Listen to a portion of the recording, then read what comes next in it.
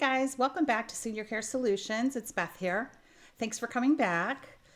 I'm offering experience guidance not only to caregivers and seniors, but also to their adult children or family members who are helping them navigate the care continuum. It's a long journey when you start thinking about from the beginning of our lives till the end. I mean, we're living such a longer life now. My grandmother was almost 100 when she passed. My mother lived to be into her 80s. And I kind of feel like,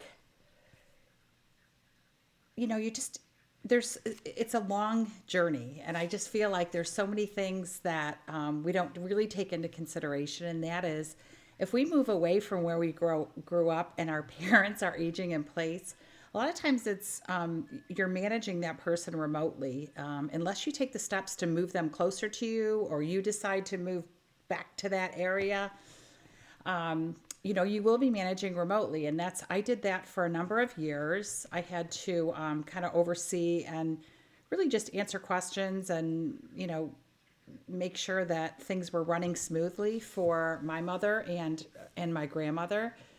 They both lived in upstate New York, close to each other. But unbeknownst to most of us, my mother was slowly slipping into dementia in her early 70s. And, it didn't dawn on me until I started receiving phone calls from family and her friends. My grandmother's assisted living was calling and telling me, that there was some very noticeable inconsistencies with her payments. She was making sometimes 2 and 3 payments a month. So it was challenging at times, I will tell you. And I was very worried many times. So I started doing some things,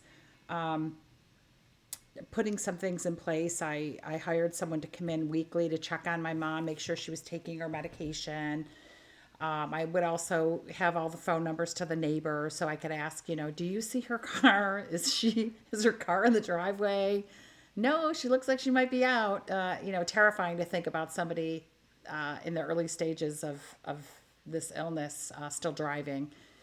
So, part of what I was really happy that my mother did over the years, she became a widow at the age of 54. My dad died young. And one of the things she started doing is she started downsizing her home and just getting things so organized. I was so happy.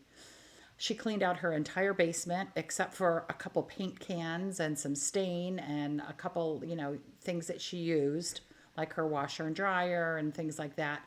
But she had, well, all of the kids, we had all left stuff there. She just slowly started donating everything, all the extra sporting gear and ski equipment and things that weren't being used, clothing, just everything was donated. And so when it did come time to move her, there was really nothing left in all the closets. There was just a few, mostly her things, really, all of her clothing and just things that she was storing. But over that time, she really did us a huge favor so that when we did have to move her, what we did was we strategized. We knew where we were moving her. She was put onto a wait list. And, when you start looking, if you're helping a parent move, you'll find that if they are part of that decision making, you're going to have a lot less feeling of guilt or that it was your choice. If they're involved, we did a lot of touring on the weekends when she came down, and we would get on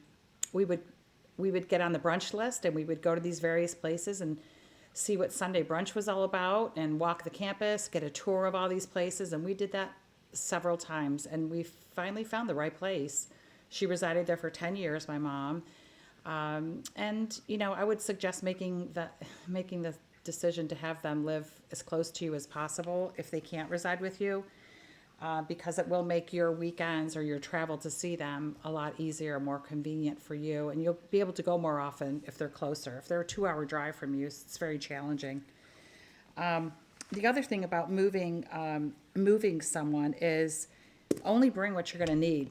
So that entire house was basically, I contacted an estate planning group, an auction house, and they came in and made a master list of everything that was in there. We knew what we were bringing. One master bedroom set with her dressers and nightstands, the lamps. And when she got there, her assisted living looked exactly like her bedroom at home. All of her decor, the little mirrors, the little family photographs, her favorite comforter set, her favorite chair, her television, all of these things. So when she walked in, she was happily surprised to see that this was her little she shed, her little space where she could find comfort, and with all of the same things that she loved at home. It was a much smaller size, of course, but she found tremendous comfort in all of that, and I was happy that we were able to do that for her. So I would suggest the same. I wouldn't go out and get all new stuff if she's moving to a new place. Just the things that would bring them comfort might be a blanket that they use, or again, family photos, little special things that from family photographs and artwork or anything like that. Especially if you can keep a couple of heirlooms, like a little family things that would be important to anyone.